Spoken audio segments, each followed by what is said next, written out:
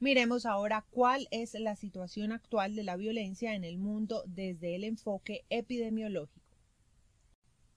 Las tasas de homicidio en el mundo son muy altas. Esto es un indicador de la gravedad del fenómeno, ya que es una evidencia confiable del grado de violencia social existente.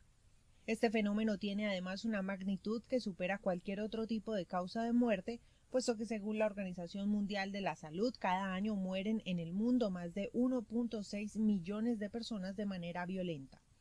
Los homicidios tienen un alcance todavía más importante en la medida en que por cada muerte violenta son miles los que resultan lesionados. Según el reporte de las Naciones Unidas, en el 2012 la tasa de homicidios fue 6.1 homicidio por 100.000 habitantes.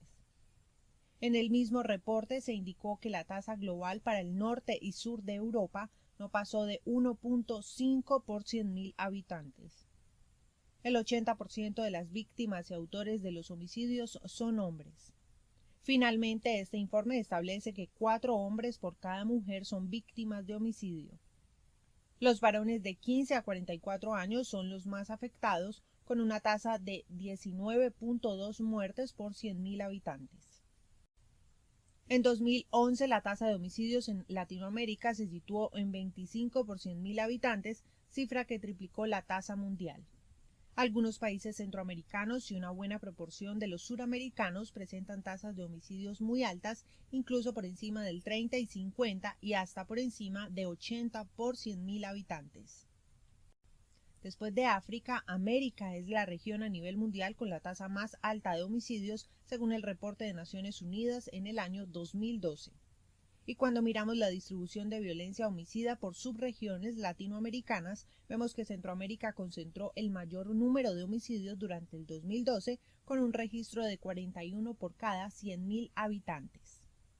Los resultados de la encuesta internacional sobre criminalidad y victimización del 2005 y de las encuestas europeas sobre criminalidad y seguridad del 2005 revelan que el porcentaje de victimización a nivel mundial alcanza un 15.7.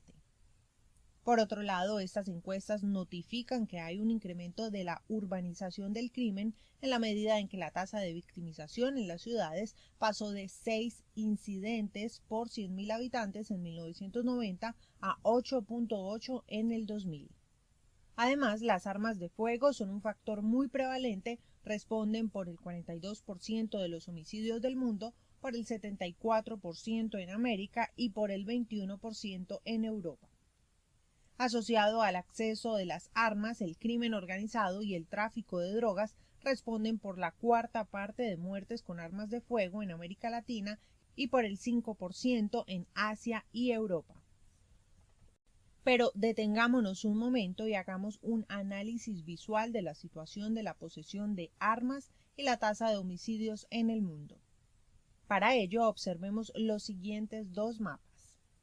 El primero de ellos, en el lado izquierdo de la presentación, nos muestra cuáles son los países con la tasa de posesión de armas más alta del mundo, en marrón oscuro.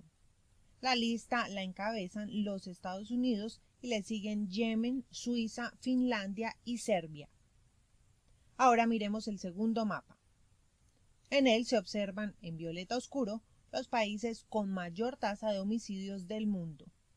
Resulta muy curioso ver cómo de los países del top 10 del mapa de la izquierda, casi ninguno coincide con los países del mapa de la derecha.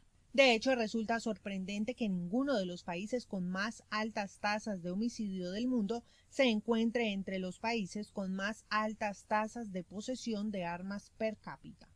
Entonces, no solo el acceso a las armas de fuego es un factor determinante de la violencia homicida, sino que están inmersos otros factores criminales y políticos que facilitan este tipo de hechos. El informe de crimen e inseguridad emitido por Flaxo en el 2009 demostró que entre el 15.3 y 25.7% de las personas encuestadas en diferentes países latinoamericanos fueron víctimas de un acto de delincuencia durante el año 2008. El porcentaje de victimización más alto para los países de la región andina lo presentó Ecuador con 20.9%, seguido por Bolivia con 17.6%. De acuerdo con el informe del Latinobarómetro para 2011, en Venezuela, México, Guatemala, Argentina, Honduras y Chile se considera que el principal problema es la delincuencia y la seguridad pública.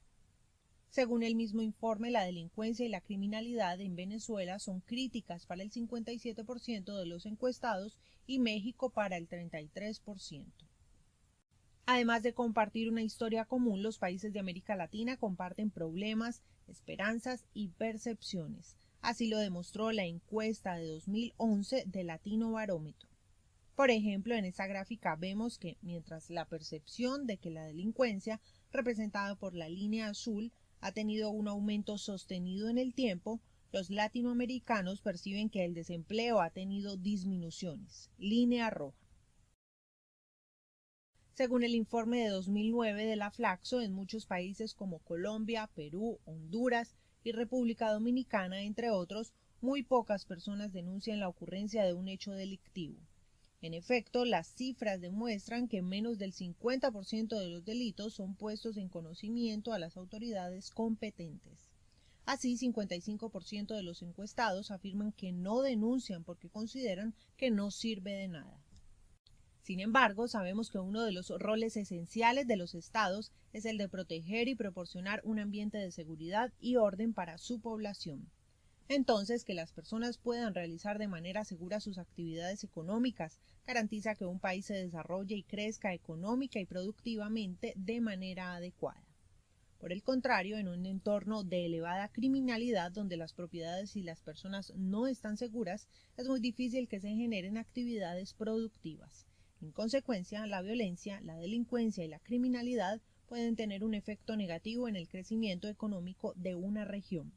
En efecto, en este mapa vemos que las regiones encerradas en óvalos rojos se caracterizan por tener a la vez altos niveles de violencia y bajos niveles de desarrollo.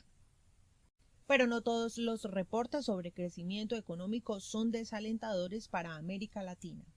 En efecto, un informe de 2012 de la Comisión Económica para América Latina, CEPAL, indicó que América Latina y el Caribe experimentarán durante el 2013 una aceleración de su crecimiento económico a pesar de las incertidumbres que aún persisten a nivel mundial, es decir, las dificultades que enfrentan Europa, Estados Unidos y China. Teniendo en cuenta lo que hemos comentado hasta ahora, son muchos los desafíos para los gobernantes de los países latinoamericanos, como por ejemplo demostrar a través de experiencias exitosas que la lucha contra la violencia y la inseguridad es posible. Utilizar el apoyo de las agencias multilaterales adaptándolo a las condiciones y necesidades de cada país. Continuar con el diseño de intervenciones innovadoras. Promover políticas de Estado para la convivencia y la seguridad ciudadana y promover el enfoque local en los programas de prevención y control de las lesiones intencionales y no intencionales. Entre los desafíos para los gobernantes de los países latinoamericanos también está consolidar la relevancia de los indicadores del Sistema Regional de Indicadores Estandarizados de Convivencia y Seguridad Ciudadana, SES, en los diferentes sectores. Asegurar políticas de seguridad ciudadana bajo un enfoque preventivo para la protección de los derechos humanos y civiles. Fortalecer los instrumentos de evaluación de las intervenciones y reforzar la comunicación para el acceso y divulgación de la información entre los sectores y con la comunidad. Además de estos retos, los países deben priorizar ciertas actividades que propendan a producir información de calidad que permita una adecuada toma de decisiones en materia de convivencia y seguridad ciudadana. Los objetivos del proyecto SES van en este sentido y por eso es que los países deben trabajar para alcanzarlos. Así es importante lograr estandarizar las mediciones y el seguimiento de esas mediciones para lograr la comparación de fenómenos de crimen y violencia en la región. Como ya lo mencionamos, esto permitirá fortalecer la capacidad de los tomadores de decisiones para la formulación, implementación y evaluación de las políticas públicas en seguridad y convivencia ciudadana. Concentrándonos en estas actividades de mejora de la información, podremos evitar que siga existiendo el nivel de incoherencia, inconsistencia o discordancia en los datos entre las fuentes de información. Esta gráfica nos permite ver cómo cada institución tiene una información distinta sobre un mismo fenómeno y esto es lo que debemos corregir. Entonces, lo que proponemos desde el CES es que trabajemos juntos por una información confiable, una información comparable y una información tratable que permita una buena toma de decisiones.